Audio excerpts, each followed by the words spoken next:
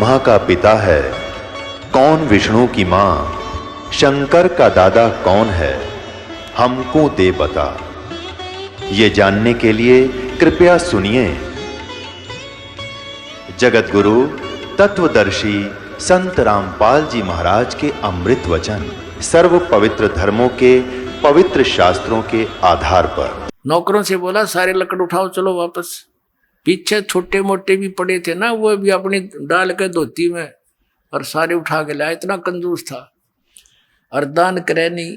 अब परमात्मा को पता था मेरी प्यारी आत्मा इसमें डूब कर मरेगा, इस माया इसने लेकर डूबेगी। क्योंकि एक पुत्री थी, उसका ब्याह कर रखा था और संतान नहीं थी, और मूर्ख आदमी उसका ऊपर चिपका बैठा था बिना ज्ञान के। अब परमात्मा अपने बच्चे के हित के लिए पता नहीं कहते कि क्या क्या कार्य करता हूँ, कैसे चरित्र करता हूँ। अब क्या किया, सेठ जी अगले दिन निकले शहर सपट्टे को, क्यों कई दिन के बंद थे। सुबह सुबह फ्रेश होने के लिए दूर तक घूमने चले गए। अब क्या हुआ, जब वो शहर सपट्टे को चला गया, परमात्मा ने उस सेठ का नरसी रूप बनाया और घर पर आ गया। पहले नौकरों से कहा कि भाई वो बहु रुपया है और आज वो मेरा रूप बना का होगा, और जय यहाँ आ जा। उसने एक पहले तो प्रेम से कहना, और नहीं मानने तो उसका 2 लठ मार दियो। अब न्यू कह के भगवान तो अंदर चले गए उसके घर पे। पीछे सेठ नाड़ा ही था, नौकर खड़े लठले। वो बोले, उनने देखा सचमुच यू आ गया भाई, वो तो वो रुपया ये आ गया। और वो आवा अपना निश्चिंत हुआ, निर्भय। तो वो कहने लगे, रहे हो भगत उड़े वहीं खड़ा हो जा, अंदर मत आजिए। तो वो कहने लगे, क्या बोल रहा तू, वो फलाने तो क्या बोल रहा है, भांग पी ली तने तो पहचानता नहीं मैंने। अब पहचान लिया हमने, तो वहीं खड़ा हो जा।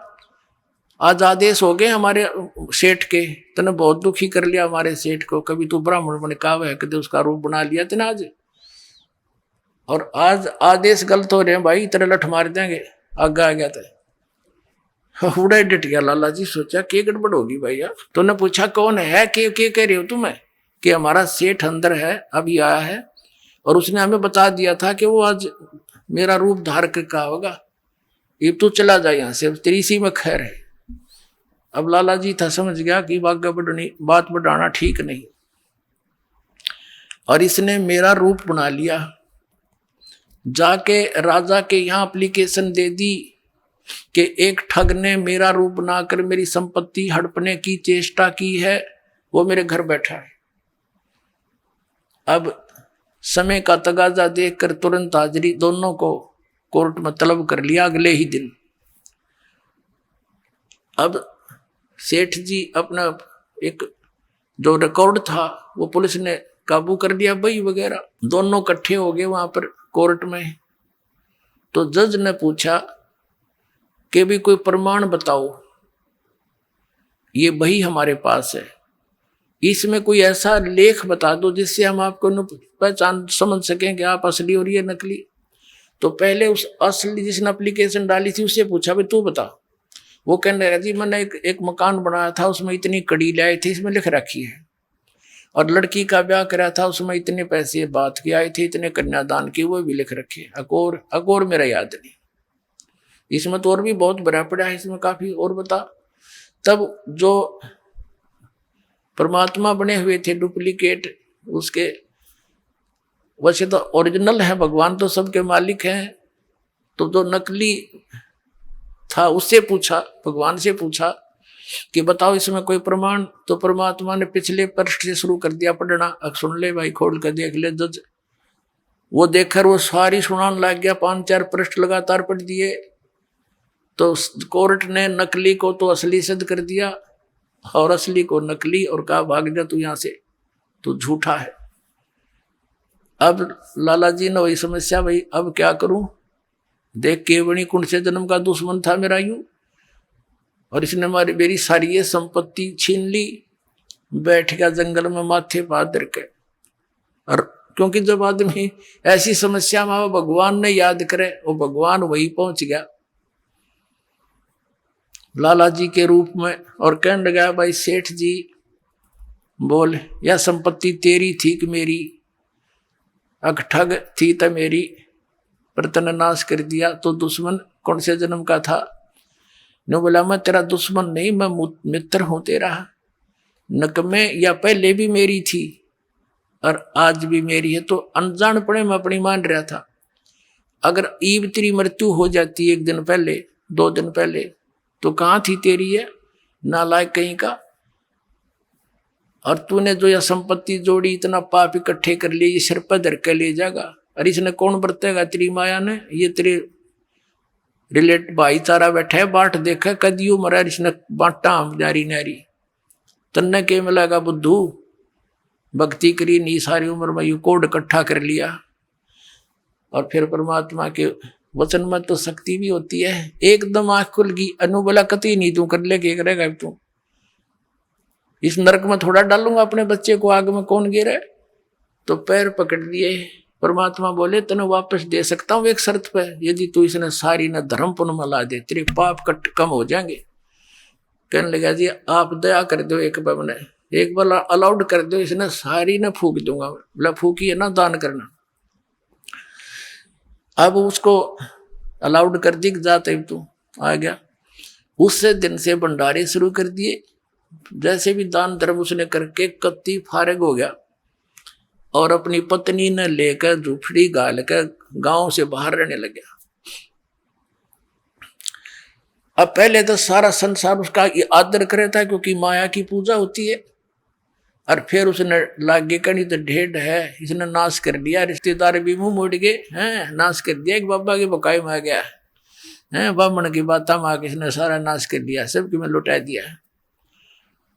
अब क्या हुआ कि एक कुछ वो आगे 4 संत थे भक्त, उन्हें जाना था द्वारका में। और पहले उनकी हुंडी चलती थी, नरसी की ड्राफ्ट बनाता था। गांव में गया, उसने पूछा, उन्होंने पूछा भाई नरसी भगत के हमने जाना, नरसी सेठ कैसे, और ये हुंडी बनवानी है 500 रुपए की। तो गांव में कुछ हर तरह के व्यक्ति होते हैं, कुछ एक ने उनको मिसगाइड कर दिया कि सेठ जी ने आजकल वैराग ले लिया है और एक जंगल में झोपड़ी डालकर रहते हैं और वहीं से सारा कारोबार करते हैं, वहां जाओ, वहां से बनवा लो। अब उन्हें एक और सतर्क कर दिया था कि भाई वो नखरे कर गणे, कई बार कहोगे जब बनाओगा। अब वो हुंडी थारी जल्दी सी बनाएगा नहीं, उसने घना धन है उसके पास और वो नखरे बहुत करता है। अब वो साधु संत चले गए और कहा नरसी कौन है? कहा जाओ भाई ये दास है नरसी के, ले सेठ जी हमारी 500 रुपये रख दिए चांदी के और हमारी हुंडी बना दे, ड्राफ्ट बना दे। नरसिंह जी ने कहा महात्माओं अब मेरे पास वो पावर नहीं रही, सरकार ने छीन ली है, मेरे पास पैसा नहीं है और आप कहीं और से बनवा लो। तो वो तो चारों कहने लगे रहे कमाल की बात है, ढूंढते ढूंढते यहाँ आए हैं और तू वो नखरे करता है। गांव वाले ठीक ही करे थे, तू वो पहले वाला नरसिंह नहीं रहा। अब सेठ जी ने सोचा है साधु संत को देते न शराब दे दें, इनके वचन में शक्ति होती है। डर गया वो, कहने लगा, और फिर ये सोच लिया गांव वाले ने मजाक कर रखा है, मेरी तो और ज्यादा दुर्गति हो जाएगी। कहने लगा ठीक है महात्माओं रख दो। एक कागज मंगा कर उनसे कि कागज ले आओ एक, और लिख दिया किसके नाम, क्योंकि कृष्ण का पुजारी था, सांवरा सांवरा सेठ, सांवरा यानी काला। कृष्ण का अर्थ ही काला होता है, यानी सांवरिया सेठ। और कहा जाओगे तुम द्वारका, द्वारका के अंदर सांवरिया नाम का एक सेठ है, वो तुमने ये पैसे दे देगा। उसका अपना मार दी मोर, लिख दिए, साइन कर दिए, आपका दास और नरसी दास। अब वो लेकर कागज पहुंचे वहां द्वारका नगरी में। उधर से क्या किया सेठ ने, उन 500 रुपए की उसी समय खाने का भंडारे का सामान मंगाया और उसका भंडारा कर दिया। उसमें आसपास के राह चलते गांव के सब भोजन कर गए। साधु संत बुला लिए, क्यों वहां जाने में, द्वारका जाने में उन्हें 1 हफ्ता लगना था। इस दौरान उन्होंने भंडारा रख दिया और सब भंडारा कर दिया, सब पैसा लगा दिया सारा, टोटली जो भी 500 का सामान आया था सब वितरित कर दिया। अब वहां उन्होंने पूछा, महात्माओं ने, भक्तों ने, संतों ने, वहां सेठों से कि भी एक सांवरिया नाम का कोई सेठ है, उसे हमने पैसे लेने हैं, हुंडी अपनी कैश करानी है। वो देखा किसने बना रखी है कि नरसिंह जी ने। वो हंस रहे हैं वो सारे लाला लोग, अरे ये तो कंगाल हो चुका है, इसका दिवाला निकल गया है, इसने तो भट्ठा बैठा लिया, लूट लिए तुम, 500 रुपये ठग लिए उस ठग ने, उसकी हुंडी नहीं चलती। अब जिसके पास जा वो यही जवाब दे सेठ। तो उसने सोचा भाई आदमी तो ऐसा ना लगा था, ठग तो नहीं दिखा था, वो तो मना करे था, हमने जबरदस्ती बनवाई उसने तय। तो उन्होंने दोष तो नहीं देखा उसमें, पर वहां कोई व्यक्ति मिला नहीं सांवर नाम का सेठ। तो नगर से बाहर जाकर बैठ के भैया के बड़ी भगवान ने, परमात्मा आपको यही मंजूर होगा फिर, ऐसा सोच रहे थे। उधर नरसिंह जी की दृष्टि खुल गई थी, मालिक की दया थी, इतना दान धर्म करने के बाद तो भगवान हाथों पर रख लेता उस पुण्यात्मा को। उसने देखा साधु संतों को भगवान ने आकर पैसे दिए नहीं, हुंडी उनकी कैश नहीं करी, क्या कारण है, हमारी कोई साधना में कमी रही है क्या?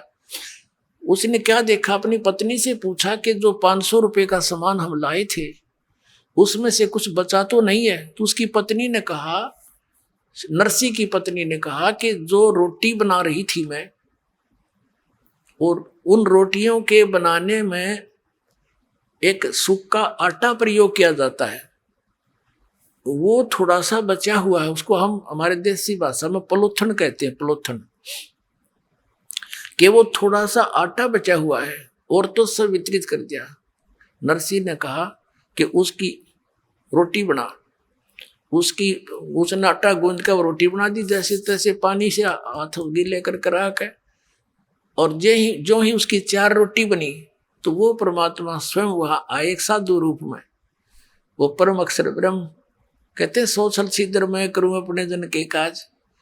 और द्वार पे आकर कहने लगे, भाई नमस्कार, राम राम। सेठ ने कहा, महाराज जी रोटी खाओ, भूख लगी होगी। कहा भाई भूख लगी है। वो बैठ के वहाँ गली में उसके झोपड़ी का गए और रोटी पानी के साथ 4 रोटी खा ली, खाकर चले गए। अब कुछ देर के बाद क्या देखा, वो पूर्ण परमात्मा एक सांवरिया नाम का सेठ, मारवाड़ी सेठ जैसा रूप बना के, यानी बड़ा साफा सिर पे धोती डबल टांगों वाली, और कान में बही टांग के, हाथ में बही और कान में कलम टांग रहा। वहां पहुंच गया भक्तों के पास, उनसे कहा भाई कैसे बैठे हो महात्माओं? उन्हें देखा के बैठे हैं सेठ जी, हमारे साथ तो ऐसे ऐसे बन गई।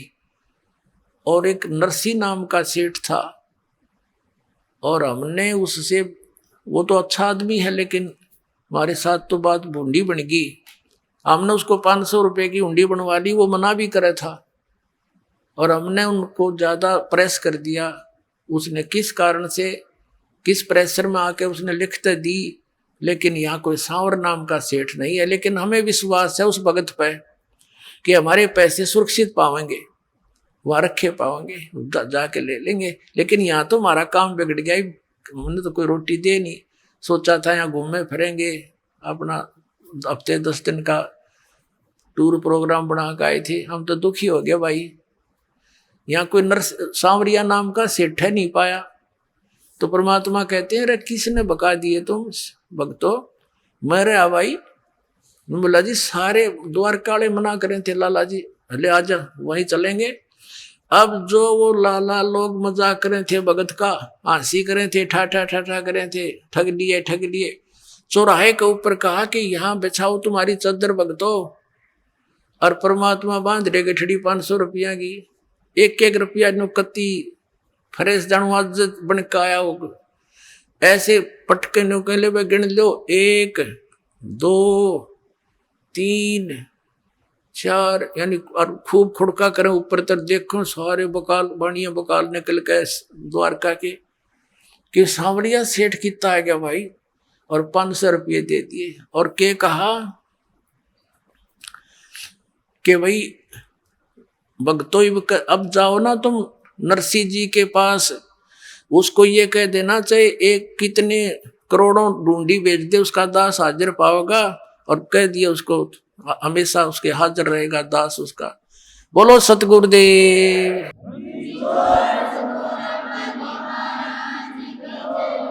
नरसिंह जी की हुंडी झाली वो सांवल सा कहाया, ज्योति का ब्याह भया जब भात भरण को आया। वही परमात्मा को पूर्ण ब्रह्म सबका धारण पोषण करने वाला। अभी तक जैसे हम किसी भी भगवान की भक्ति करते थे इष्ट रूप में, हम मानते थे ये कर रहे हैं, नहीं, जगत का पेखना पेखा धनी का नाम न लेखा।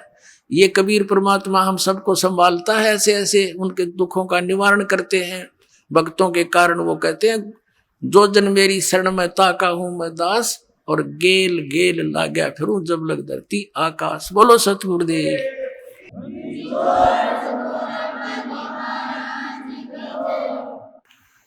परम पिता परमात्मा पूर्ण ब्रह्म सारी सृष्टि के रचनहार कुल मालिक कबीर परमेश्वर जी की असीम कृपा से आप पुण्यात्माओं को ये सत्संग सुनने का सु अवसर प्राप्त हुआ।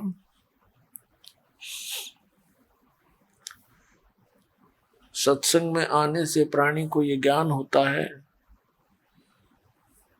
कि हम कौन हैं, कहां से आए हैं, इस संसार में हमारा जीने का उद्देश्य क्या है, हमने करना क्या चाहिए था, हम कर क्या रहे हैं। जब तक हम सत्संग में नहीं आते तब तक हम अपनी परंपरागत क्रियाओं को करके ही संतुष्ट रहते हैं, क्योंकि वही क्रियाएं पूरा समाज कर रहा होता है।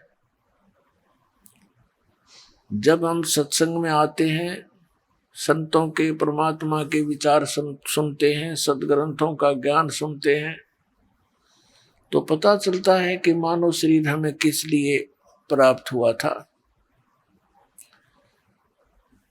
और हम उसका कितना सदुपयोग या दुरुपयोग कर रहे हैं। पुण्यात्माओं, दास बहुत बार कहता है कि विश्व में यदि कहीं सत्संग है तो सतलोक आश्रम बरवाला, जिला हिसार, हरियाणा में। इसके अतिरिक्त जहां भी ये श्रद्धालु सत्संग मानकर जाते हैं, उन संतों के विचार सुनते हैं, ऋषि महर्षि मंडलेश्वरों आचार्यों शंकराचार्यों के जो विचार सुनते हैं, वो सत्संग नहीं है।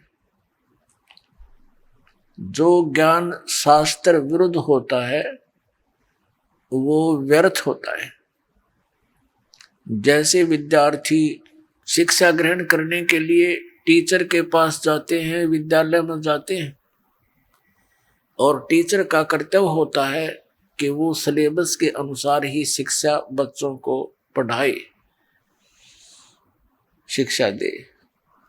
और यदि टीचर आउट ऑफ सिलेबस ज्ञान सुना रहा है तो वो टीचर ठीक नहीं, वो अध्यापक ठीक नहीं। पुण्यात्माओं, हमारे जो सदग्रंथ है ये अध्यात्म मार्ग का सिलेबस है, पाठ्यक्रम है। श्रीमद् भगवत गीता अध्याय नंबर 16 के श्लोक नंबर 23 और 24 में स्पष्ट कर दिया है इस पवित्र शास्त्र ने कि शास्त्र विधि को त्याग कर जो मनमाना आचरण करते हैं, मनमानी पूजाएं करते हैं, जिनका सदग्रंथों में प्रमाण नहीं है, तो उनको न तो कोई सिद्धि प्राप्त होती है, न उनकी गति होती है, और न ही उनको कोई सुख प्राप्त होता, अर्थात व्यर्थ। गीता अध्याय नंबर 16 के श्लोक 24 में तुरंत कहा कि अर्जुन, इससे तेरे लिए कर्तव्य और अकर्तव्य की व्यवस्था में सदग्रंथ ही, शास्त्र ही प्रमाण है।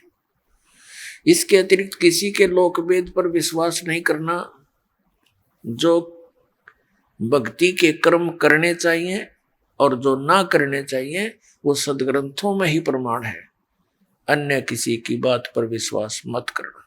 पुण्यात्माओं, ये तत्व ज्ञान परमेश्वर स्वयं ही आकर प्रदान करते हैं। परमात्मा के विधान में, परमात्मा के गुणों में लिखा है कि वो परमेश्वर अपनी प्यारी आत्माओं को मिलता है, उनको तत्व ज्ञान से परिचित कराता है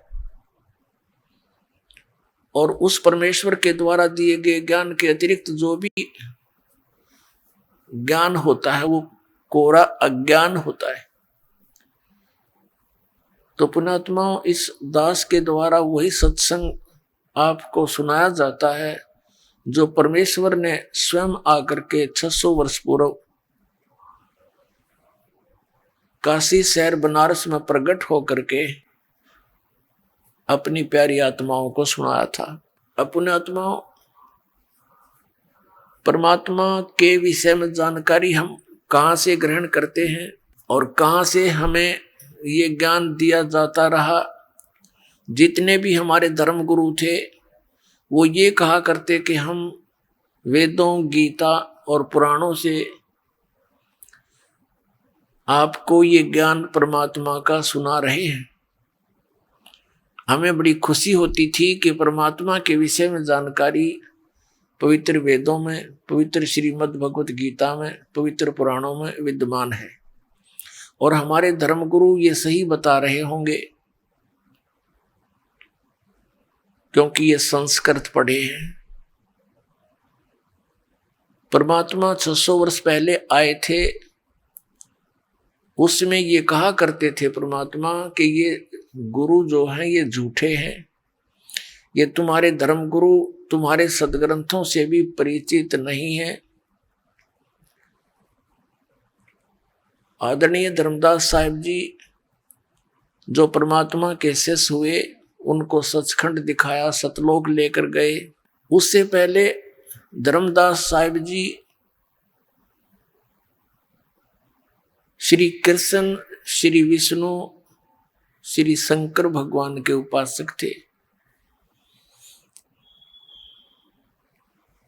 और वो ये सुना करते थे उन धर्म गुरुओं से कि हम जो ज्ञान बता रहे हैं कि श्री विष्णु जी, श्री शंकर भगवान ये पूर्ण परमात्मा है, ये अजर अमर हैं, इनकी जन्म मृत्यु नहीं होती।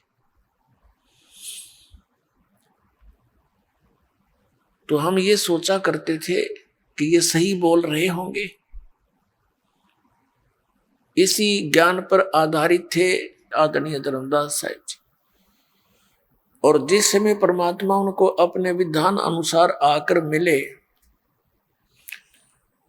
उनको तत्व ज्ञान समझाने की चेष्टा की, लेकिन जल्दी से धर्मदास जी का ये ज्ञान हजम नहीं हुआ। बहुत बार परमात्मा ने उनको समझाया, फिर अंत में परमेश्वर ने आदरणीय धर्मदास साहिब जी को सचखंड दिखाया, अपना निज स्थान सतलोक जहां भगवान रहते हैं और जहां हम सभी रहा करते थे, वो स्थान दिखाया और साथ में श्री ब्रह्मा जी, श्री विष्णु जी, श्री शिव जी के वो लोक दिखाए और साथ में स्वर्ग और नरक से परिचित कराया। उसके साथ साथ ब्रह्मलोक में भी परमात्मा उनको लेकर गए और जहां भी भगवान परमात्मा कबीर जी जाते थे, सभी देव उनका खड़ा होकर सत्कार करते थे।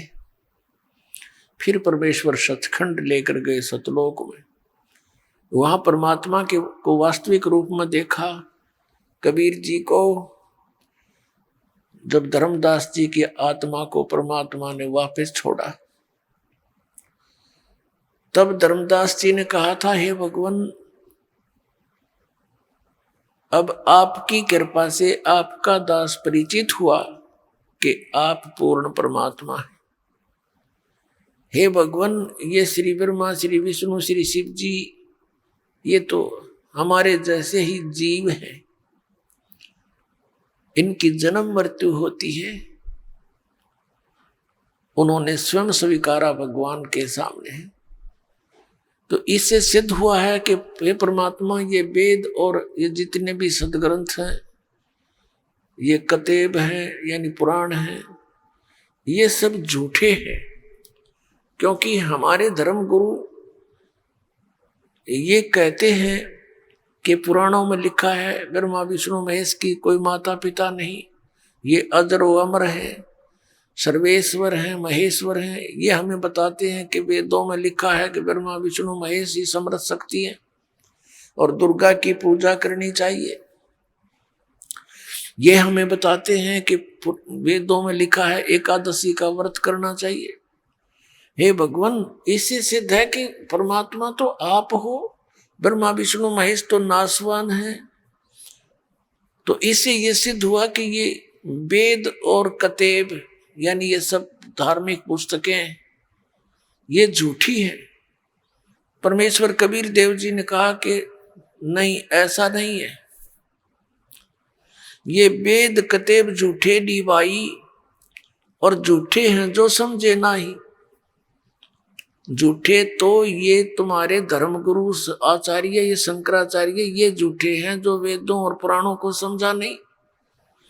ये परमात्मा को निराकार बताते हैं, वेद परमात्मा को साकार बताते हैं। ये श्री विष्णु से ऊपर कोई भगवान मानते नहीं, इनको अजर व अमर मानते हैं। रजगुण ब्रह्मा, सतगुण विष्णु, तमगुण शिव जी को समर्थ शक्ति मानते हैं। इन्हीं की राम और श्री कृष्ण की पूजा करते और करवाते हैं, जबकि ये इनके जीवनी में लिखा है कि ये नासवान है। और पुराणों में भी ऐसा ही लिखा है धर्मदास। तो पुण्यात्माओं, आपको थोड़ा सा वेदों से परिचित कराते हैं। पुण्यात्माओं, ये दया करी परमेश्वर ने, आज ये वेद और गीता और पुराण हमारे लिए प्रथम कक्षा की बुक होगी, नहीं हमारे लिए पाठ बना हुआ था। पता नहीं वेदों में क्या लिखा है। गीता जी को हम समझ नहीं सके क्योंकि इन्होंने अनुवाद गलत कर दिए, और पुराणों के रहस्य को ये नहीं समझ सके, ना समझा सके।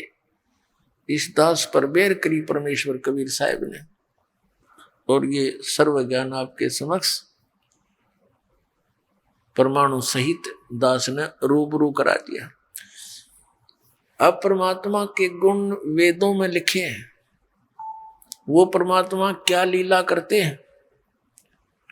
वेद बताते हैं कि परमात्मा ऊपर तीसरे मुक्ति धाम में रहता है, वहां से गति करके यानी स्पीड से चलकर, बिजली जैसी गति से, विद्युत जैसी गति से चलकर आता है। और यहां अच्छी आत्माओं को, दृढ़ भक्तों को मिलते हैं, उनको तत्व ज्ञान से परिचित कराते हैं, उनको उपदेश देते हैं, और वो कवि की तरह आचरण करते हैं। कवियों की तरह जहां कहीं जाकर के कविता के रूप में अपनी महिमा का ज्ञान बताना शुरू कर देते हैं, वो परमात्मा होते हैं। और वो एक सुप्रसिद्ध कवि की भी पदवी को प्राप्त करते हैं, लेकिन वो होते हैं पूर्ण परमात्मा। अपने आत्माओं, जो वेद हमें बताएंगे कि भगवान ऐसा है, ऐसी लीला करता है, तो जिस भगवान की जीवनी में ये सब लिखा हुआ हमें मिल जावे कि कौन से भगवान ने वेदों अनुसार लीला की हुई है, तो ही इज गॉड, वो परमात्मा है, बाकी भगवान नहीं है।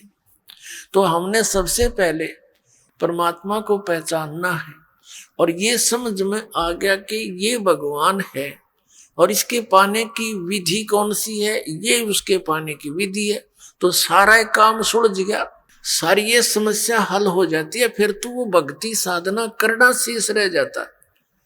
अभी तक तो हमें ये विश्वास ही नहीं था कि हम जो कर रहे हैं ये हमें मोक्ष प्रदान कर भी देगा, और चाहे हमने ये मान भी रखा हो, हम अपनी जो साधना जैसी भी कर रहे थे ये सही है, लेकिन दूसरा कोई ज्ञान बताता है, हम फ्यूज हो जाते थे। उसका उसका ज्ञान अच्छा लगता था कि हाँ ऐसा भी हो सकता है। श्रीमद् भगवत गीता अध्याय नंबर 2 के श्लोक 53 में कहा कि अर्जुन, जिस समय तेरी बुद्धि इस भ्रमित करने वाले भिन्न भिन्न वचनों से हटकर एक परमात्म तत्व के ऊपर यानी तत्व ज्ञान के ऊपर स्थिर हो जाएगी, तब तो तू योग को प्राप्त होगा, तब तो तेरी भक्ति स्टार्ट होएगी।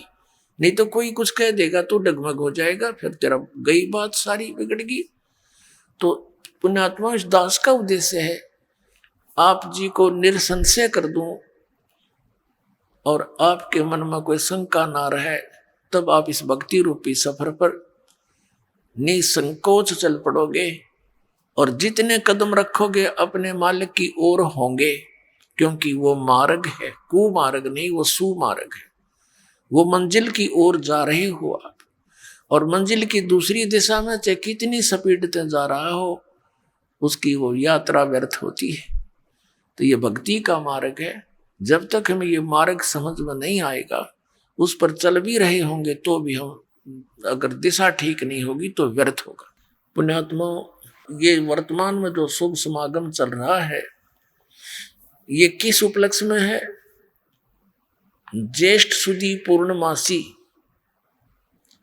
ये वो शुभ दिन है जिस दिन परमात्मा अपनी लीला अनुसार, अपने गुणों अनुसार अपने निज धाम सतलोक से चलकर आए और लहर तारा तालाब के अंदर विकसित कमल के फूलों पर एक शिशु रूप धारण करके विराजमान हुए थे, बनारस के अंदर, काशी के अंदर। तो पुण्यात्माओं, पहले हम अपने सदग्रंथों को देखते हैं। कबीर परमेश्वर ने 600 वर्ष पहले प्यारी आत्मा अपनी दृढ़ भक्त आदरणीय धर्मदास साहिब जी को कहा था कि धर्मदास, ये वेद मेरा भेद है, पर मैं मिलूं वेदन में नाही, और जौन वेद से मैं मिलूं वो वेद जानते नहीं। ये चारों वेद मेरी ही महिमा का गुणगान कर रहे हैं, लेकिन मेरे पाने की वे ऑफ वर्शिप, पूजा का मार्ग, पूजा की विधि इन वेदों में वर्णित नहीं है। वो तो अलग से सूक्ष्म वेद में परमात्मा ने स्वयं आकर वर्णित किया अपने मुखारविंद से, उसमें वो वेद है, उस वेद में है यु ज्ञान। तो कहा कि जौन वेद से मैं मिलूं, जिस वेद से मैं मिलूं, ये वेद जानते नहीं।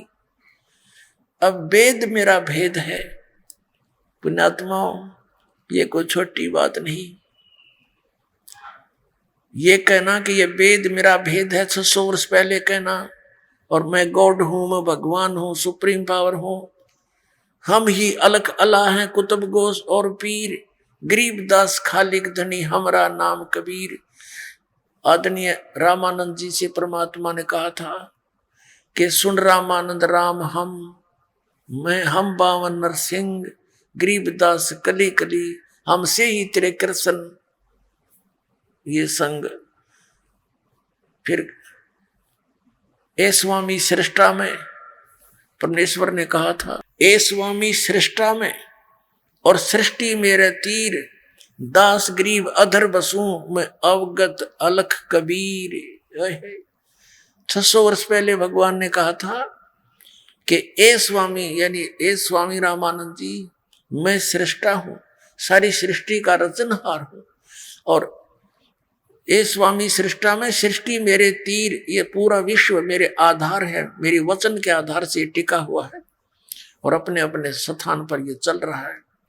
और दास गरीबदास साहिब जी को परमात्मा मिले थे, उनको सचलोक सचखंड सब दिखाकर वापस छोड़ा था और अपना यथार्थ ज्ञान उनका हृदय में भर दिया था, उनका ज्ञान योग खोल दिया था। तो गरीबदास जी गवाही दे रहे हैं कि कबीर साहब ने ऐसे कहा था कि ए स्वामी सृष्टा में, सृष्टि हमारे तीर, और दास गरीब अधर बसूं, ऊपर रहता हूं सतलोक में, अवगत सत कबीर। अब वेद क्या बताते हैं और कैसी लीला भगवान करता है, वेद हमें क्या बताते हैं? तो पुण्यात्माओं, परमात्मा के पहचानने में हमें बहुत आसानी होगी और हम डगमग नहीं होंगे। फिर चाहे कोई ब्रह्मा विष्णु महेश आकर हमसे डिस्कस कर ले, वो यहाँ से हार के जाएंगे इस ज्ञान के अंदर। अब आपको दिखाते हैं और यहाँ के इन आचार्य शंकराचार्यों का तो बात तो छोड़ दो, इनने तो कख नहीं पता भक्ति मार्ग का, ABC भी नहीं जानते। ये पूरे विश्व के जितने धर्मगुरु हैं ये सब आप भी भ्रमित हैं और जनता को भी गुमराह किए बैठे हैं। अब देखिएगा ये ऋग्वेद मंडल नंबर 9, इसमें 9 मंडल में आपको दिखाते हैं ऋग्वेद के ये कहां से प्रकाशित है। प्रकाशक है सर्वदेशी कार्य प्रतिनिधि सभा, महर्षि दान भवन, रामलीला मैदान, नई दिल्ली। ये इनके फोन और फैक्स नंबर है। मुद्रक है Prince offset printers, 1510 Pataudi house, Daryaganj, नई दिल्ली से।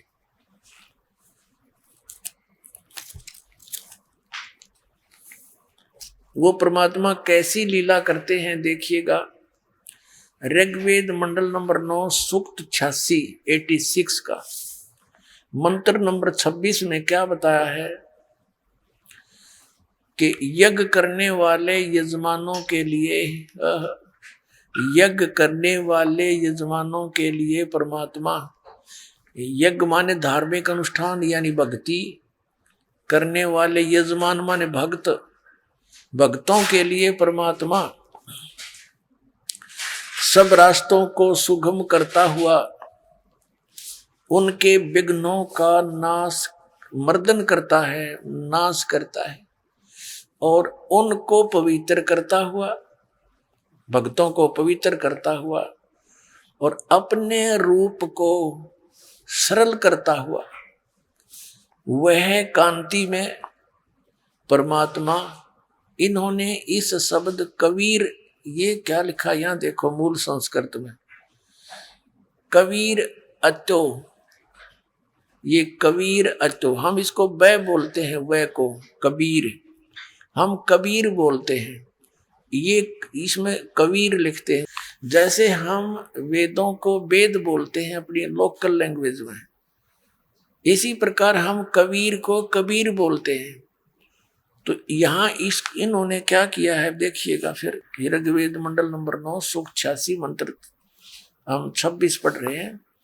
तो इन्होंने क्या कर दिया कि अपने रूप को सरल करता हुआ वह कांति में परमात्मा, इन्होंने ये कवि शब्द, कबीर, कवि ही करके अपसर्ग लगा के इसका अर्थ कर दिया सर्वज्ञ। यहां लिखना था कबीर देव, लिख देते ये कबीर देव।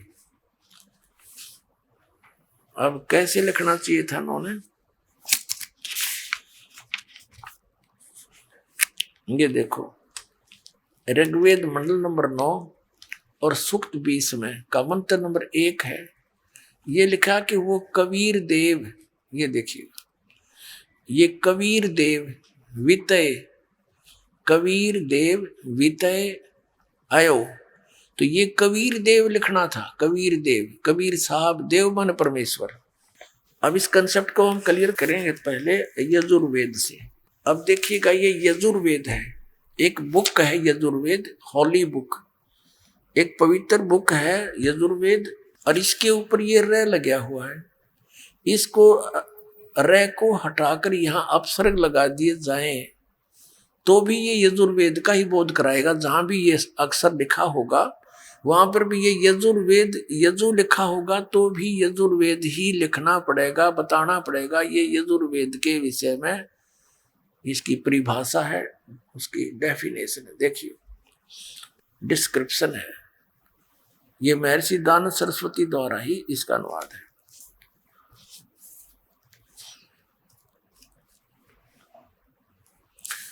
प्रकाशक सर्वदेशी आर्य प्रतिनिधि सभा 2/5 महर्षि दानंद भवन, रामलीला मैदान, नई दिल्ली। और ये महर्षि दानंद सरस्वती द्वारा इसका अनुवाद है। मुद्रक है Prince offset printers, 1510 Pataudi house, Daryaganj, नई दिल्ली से। हम इसके 36वें अध्याय में आते हैं। ये देखिएगा,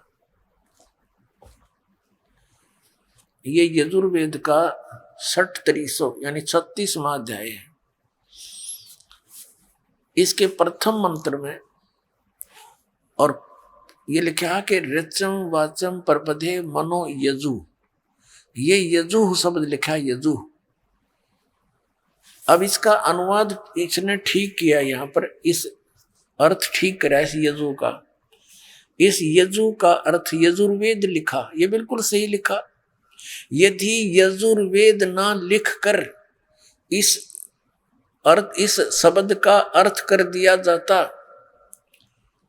तो ये अनुवाद व्यर्थ हो जाता, क्योंकि यजुर्वेद की महिमा इस मंत्र में कही गई है। और यजुर्वेद ना लिख के और यजु का कोई और अर्थ कर दे ऊट पटांग, तो कौन कैसे समझेंगे ये किसकी महिमा है। तो यहां इसने इस यजु को यजुर्वेद लिखना पड़ा कि यजुर्वेद पुस्तक के विषय में है, जबकि यहाँ केवल यजु ही शब्द है। तो पुण्यात्माओं, ठीक इसी प्रकार हमने इन वेदों में कवि जहां लिखा है, कवि जैसे ये कवि कहते हैं, हमने प्रसंगवश उसको कबीर देव कहना पड़ेगा। जहां परमात्मा की महिमा चल रही है तो वहां इसको कवि का अर्थ कबीर देव समझना पड़ेगा। और जहां पर कहीं कोई काव्यकार की महिमा है तो वहां वो काव्यकार ही लिखा जा सकता है, अन्यथा कवि का अर्थ सर्वज्ञ आदि नहीं कर सकते, क्योंकि कोई कवि सर्वज्ञ नहीं होता। ये देखिएगा फिर से, अब हमने यजुर्वेद रख दिया है, ऋग्वेद उठा लिया है, जिसमें हम ये प्रूव करना चाह रहे हैं कि लीला परमात्मा कैसी लीलाएं करते हैं।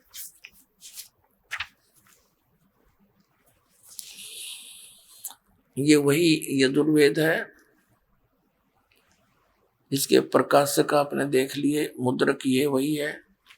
अब हम आते हैं ऋग्वेद मंडल नंबर 9 सूक्त 86 के मंत्र 26 में। अब आसानी से समझ में आओगा, यज्ञ इन्हीं का अनुवाद है ये, आर्य समाज के आचार्यों का। यज्ञ करने वाले यजमानों के लिए परमात्मा, यानी धार्मिक अनुष्ठान करने वाले भक्तों के लिए परमात्मा सब रास्तों को सुगम करता हुआ उनके विघ्नों को मर्दन करता है, उनके संकटों का नाश करता है, और उनको यानी भक्तों को पवित्र करता हुआ और अपने रूप को सरल करता हुआ।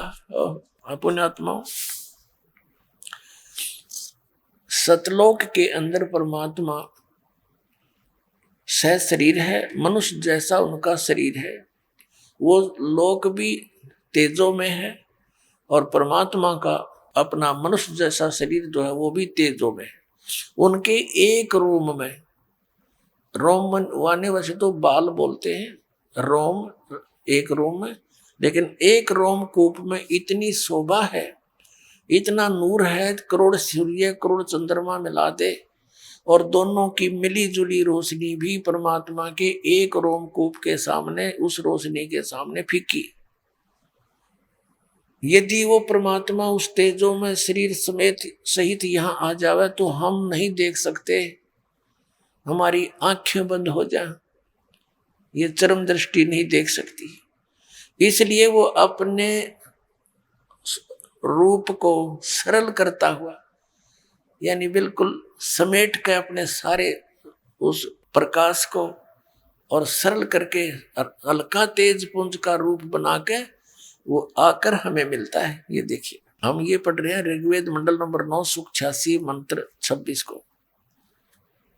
अपने रूप को सरल करता हुआ वह कांति में परमात्मा कबीर देव लिखना था, यहाँ कबीर देव विद्युत के समान क्रीड़ा करता हुआ, यानी बिजली जैसी गति से वर्णीय पुरुष को, यानी अच्छी आत्मा को, अच्छे भगत अच्छी आत्मा को प्राप्त होता है, मिलता है। अब देखना 27 नंबर मंत्र में, ऋग्वेद मंडल नंबर 9 सूक्त 86 का मंत्र 27 है। वह जो परमात्मा प्रकाश पुंज परमात्मा, जो परमात्मा ध्रुलोक के, यानी उस तेजो में लोक के, सतलोक के तीसरे पृष्ठ पर विराजमान है, वहां बैठा है, वहां रहता है। अब ये स्पष्ट हो गया कि कबीर देव नाम का कोई भगवान है। कबीर देव, देव माने परमेश्वर, भगवान। तो वो ऊपर सतलोक में रहता है, सतलोक के तीसरे भाग में, यानी सबसे टॉप मोस्ट प्लेस पर।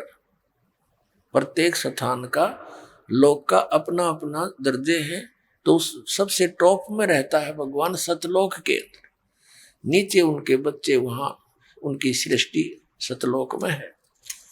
तो क्या बताया है कि परमात्मा साकार है और वो वहां रहता है ऊपर, और कंसेप्ट क्लियर किया, और वहां से चलकर आता है। और दिखाते हैं इसी में, ऋग्वेद मंडल नंबर 9 सूक्त 82 के, ये देखिएगा, ऋग्वेद मंडल नंबर 9 सूक्त 82 यानी 82 का, और मंत्र नंबर 1 में ये कितना,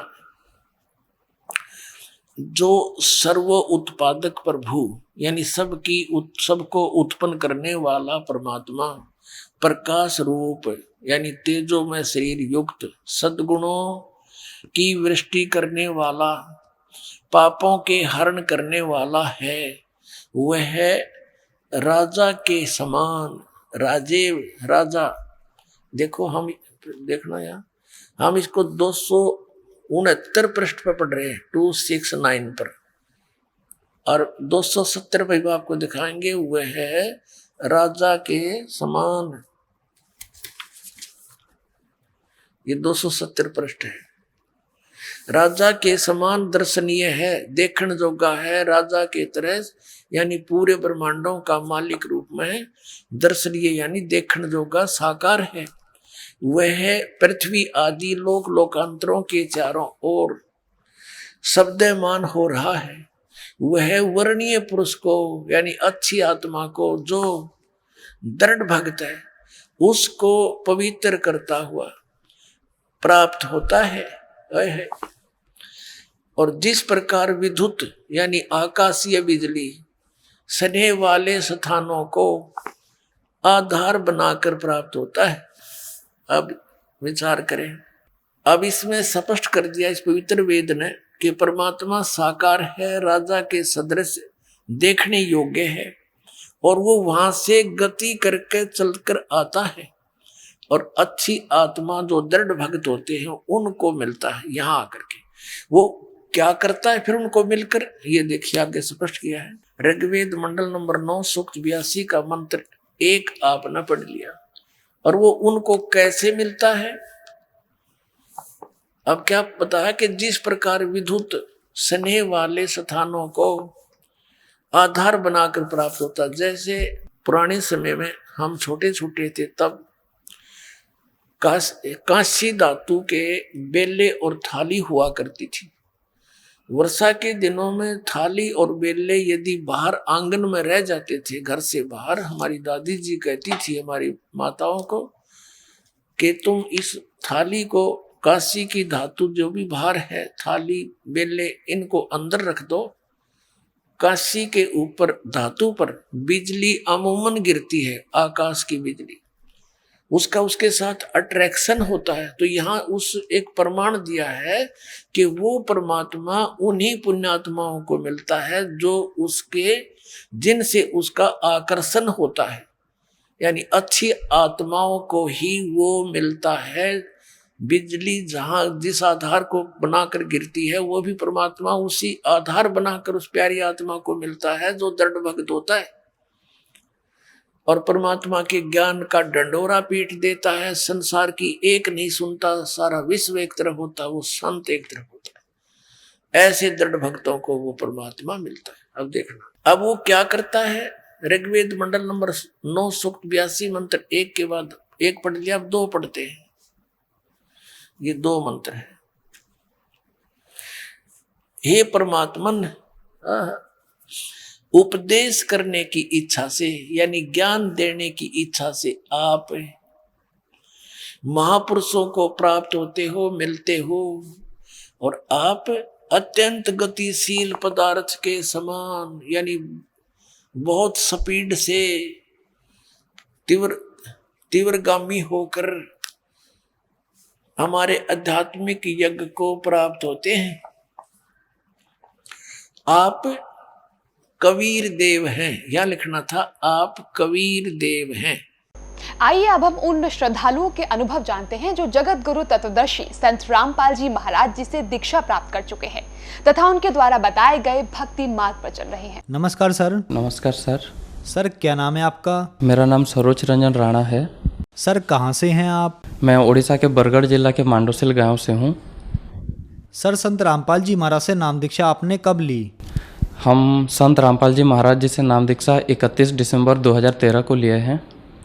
सर क्या काम करते हैं आप? मैं अभी उड़ीसा के स्टेट गवर्नमेंट में STSC डेवलपमेंट डिपार्टमेंट के अंडर प्राइमरी टीचर का जॉब करता हूँ। संत रामपाल जी महाराज से नाम दीक्षा लेने से पहले आप क्या भक्ति साधनाएं करते थे? जैसे कि हिंदू धर्म में 33 करोड़ देवी देवताओं को पूजा जाता है। ब्रह्मा, विष्णु, महेश, दुर्गा माता, लक्ष्मी जी, गणेश सभी का पूजा करते थे। और मेरे पापा अवधूत बाबा शिवानंद जी महाराज से नाम दीक्षा ले रखे थे। तो फिर आप संत रामपाल जी महाराज की शरण में कैसे आए? हमने बहुत सारे पूजा करते थे, सब कुछ पूजा करते थे, हिंदू धर्म के जितने भी पूजा विधि है, लेकिन हमें ऐसे कुछ लाभ हो नहीं रहे थे। जैसे कि हम देख रहे थे कि बहुत सारे फिजूल के खर्चे आ जाते थे। मिडिल क्लास फैमिली में बिलोंग करते थे पहले, अभी भी हैं, तो बहुत सारे खर्चे ऐसे आ जाते थे और हर साल हर एक दिन पूजा ऐसे लगे रहते थे, कोई लाभ नहीं होता था। धीरे धीरे मम्मी की तबीयत बिगड़ने लगे, मम्मी का डायबिटीज़ निकल गया। कम से कम मैं जब छोटा था 4 या 5 क्लास में पढ़ता था, उसी टाइम से ही मम्मी का डायबिटीज़ निकल गया था। घर में गृह कलेश भी बढ़ने लगे, पापा शराब पीने लग गए थे, ऐसे नौबत हो गए थे हमारे। तो एक दिन पापा जब नाम दीक्षा ले रखे थे अवधूत बाबा शिवानंद जी महाराज से, उनके सत्संग के बाद ही उसी चैनल में संत रामपाल जी महाराज के सत्संग आते थे। तो मतलब बहुत दिन जाने के बाद पहले वाले सत्संग को देख रहे थे शिवानंद जी महाराज के, कई दिन तक उसके बाद पता चल गया कि संत रामपाल जी महाराज के सत्संग आ रहे हैं, देखना स्टार्ट हो गया। तो सत्संग देखते देखते 1-2 महीना बीतने के बाद आश्रम को कॉल किए, वहीं से एक पुस्तक मंगवाए पापा। तो उस टाइम भक्ति सौदागर को संदेश उस पुस्तक भेज दिया आश्रम से, बरवाला आश्रम से। तब उस किताब को 1 महीने के बाद, 1 महीने तक पढ़ने के बाद समझ में आएगा कि असली पूजा विधि क्या है, असली साधना क्या है। तो पापा, मम्मी, हम मेरे और एक दीदी है और एक छोटा भाई, हम सब ने पढ़ा पुस्तक को। हम पूरे ज्ञान से परिचित हो गए और पता चला कि कबीर साहब ही पूर्ण परमात्मा है और उनके अवतार में अभी सदगुरु संत रामपाल जी महाराज आए हुए हैं। उस दिन से ठान लिए कि हम नाम दीक्षा लेकर ही रहेंगे। तब सन 2013 अप्रैल के महीने में पापा बरवाला आश्रम गए और वहाँ से संत रामपाल जी महाराज से नाम दीक्षा ले लिए। और उसके 1 महीने बाद मेरे मम्मी ले लिए और 2-3 महीने के अंदर हम तीनों भाई बहन भी संत रामपाल जी महाराज के शरण में आ गए। सर संत रामपाल जी महाराज से नाम दीक्षा लेने के बाद आपको क्या लाभ मिले? पहले बात तो यह है, हमें सही भक्ति विधि मिल गया, मोक्ष का मार्ग मिल गया। दूसरी बात, ऐसे शारीरिक लाभ, सांसारिक लाभ बहुत हुए हैं। पहले बात, मेरे मम्मी को कहीं पर भी कार, बस या किसी भी व्हीकल में, जैसे बोलेरो हुआ, 10 किलोमीटर भी चली जाती थी तो उसको उल्टी आना शुरू हो जाती थी। वो कभी जा नहीं सकती थी, सिर्फ बाइक में पास में जा सकती थी। लेकिन जब नाम दीक्षा लेने के लिए बरवाला आश्रम जाना था तो हमारे उड़ीसा के बरगढ़ जिला के पास नुआपड़ा जिला है, वहीं पे खरिया रोड रेलवे स्टेशन है, वहीं से हमको जाना होता है पूरे निजामुद्दीन तक। वहीं से फिर निजामुद्दीन से रोहतक, जींद होके बस से फिर बरवाला आश्रम जाना होता था।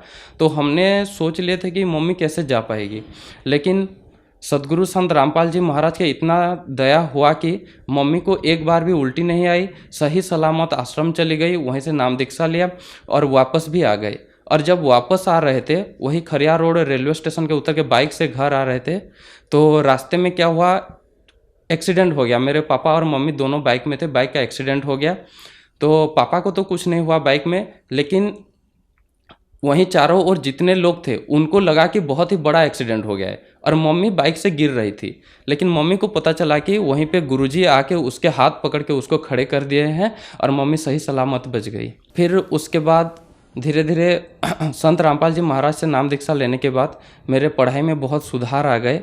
मैं 12th के बाद डीएड कर रखा हूँ, यहाँ उड़ीसा में डीएलएड कहते हैं, डिप्लोमा इन एलिमेंट्री एजुकेशन।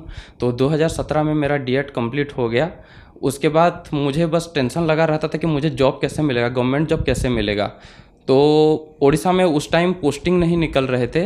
2018 में वेलफेयर डिपार्टमेंट जो ST/SC डेवलपमेंट डिपार्टमेंट है उसके अंडर बरगढ़ ज़िले में सिर्फ पोस्टिंग निकल आया, और मेरे जो 12th साइंस D.Ed है उसके बस 8 ही पोस्ट बचे थे। तो मैं सोच रहा था कि मुझे पोस्ट नहीं मिलेगा, पोस्टिंग नहीं हो पाएगा। लेकिन जब मैंने उसके लिए फॉर्म डाला और उसका सिलेक्शन हुआ तो मेरा टॉप रैंक पे सिलेक्शन हो गया था, और 2019 मार्च 2 तारीख को मेरा सिलेक्शन हो गया। और वेलफेयर डिपार्टमेंट बहुत दूर दूर में पोस्टिंग होता है, लेकिन संत रामपाल जी महाराज के दया से मेरे घर से बस 25 किलोमीटर दूरी के पे स्कूल पे मेरा पोस्टिंग हो गया।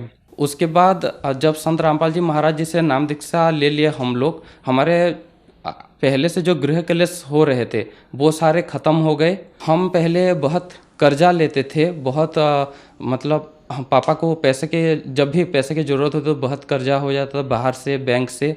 लेकिन नाम दीक्षा लेने के बाद हमारे जो फिजूल के खर्चे हो जाते थे वो सारे कम हो गए, और धीरे धीरे सारे कर्जा ख़त्म हो गए। अभी कोई भी कर्जा नहीं होता। सदगुरु रामपाल जी महाराज की दया से आर्थिक स्थिति बहुत सुधार आ गया है। और नाम दीक्षा लेने से पहले करीब 10 या 11 साल से मम्मी को डायबिटीज़ था, तो उसके हालत बहुत ख़राब हो गए थे, वो खाना भी नहीं बना सकती थी घर पे। लेकिन संत रामपाल जी महाराज के नाम दीक्षा लेने के बाद उसके डायबिटीज़ में सुधार आने लगा, और 1 महीने में पूरे स्वस्थ हो गए। वो मिठाई भी खा लेती है, आलू भी खा लेती है, कोई भी मीठे की सब्जी सब कुछ खा लेती है, अभी कोई दिक्कत नहीं है। और बचपन से जब हम स्कूल में पढ़ाई करते थे उस टाइम से कुसंस्कार से बहुत नफरत हो गए थे।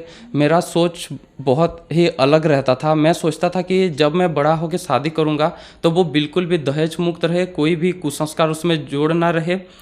तो पहले तो जब हम दीक्षा नहीं लिए थे संत रामपाल जी महाराज जी के, तब तो समाज के लोग कहते थे कि इतना दहेज लाना, ऐसे करना, बहुत सारे लोगों को इकट्ठा करना, बाराती में 10-12 गाड़ी लेना, तो ये सारे मुझे गलत लगता था और बहुत ख़राब लगता था। जब हमने संत रामपाल जी महाराज जी से नाम दीक्षा ले लिए, उनके मार्ग पे चलते हुए अभी सन 2021 अगस्त 1 तारीख को मेरा दहेज मुक्त शादी हुआ। उसी में ना कोई फिजूल का खर्चा था, ना कोई बैंड बाजा, ना कोई बाराती। बस परम सदगुरु संत रामपाल जी महाराज के विधि से सब लोगों के सर्व सहमति से हमारा शादी संपन्न हो गया। ये सब सदगुरु संत रामपाल जी महाराज के तत्वज्ञान के वजह से संभव हो पा रहा है।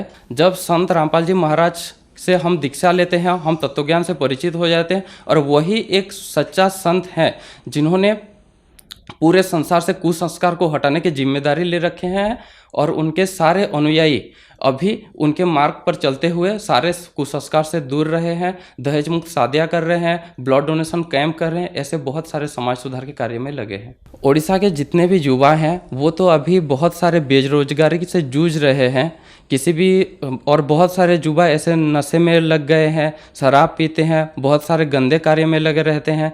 तो उन सभी युवा से मेरे निवेदन है, संत रामपाल जी महाराज के लिखित एक अनमोल पुस्तक है जीने की राह, उसे पढ़े और उस ज्ञान को समझे, और अपने मोक्ष और कल्याण करवाने के लिए संत रामपाल जी महाराज जी से नाम दीक्षा ले लिए। एक बात हम समझ गए कि इस पूरे दुनिया में संत रामपाल जी महाराज के अलावा और कोई संत नहीं है, और उनके ज्ञान के अलावा और कोई ज्ञान नहीं है। वही सच्चा ज्ञान है, और उसी ज्ञान के तहत ही हमें मोक्ष मिल सकता है। और मोक्ष पाने के लिए हम हरियाणा बरवाला जाए और सतलोक आश्रम से नाम दीक्षा लिए संत रामपाल जी महाराज जी से। संत रामपाल जी महाराज से नाम दीक्षा कैसे ली जा सकती है? अभी संत रामपाल जी महाराज के बहुत सारे चैनलों में सत्संग चलता है। उसी सत्संग चलने के टाइम में उस सत्संग के नीचे एक पट्टी में सतलोक आश्रम का नंबर रहता है। कोई भी श्रद्धालु चाहेंगे तो उसी नंबर से आश्रम में कांटेक्ट करके अपने नज़दीकी नामदान सेंटर का पता लगा सकते हैं और संत रामपाल जी महाराज जी से नाम दीक्षा ले सकते हैं। धन्यवाद सर। धन्यवाद।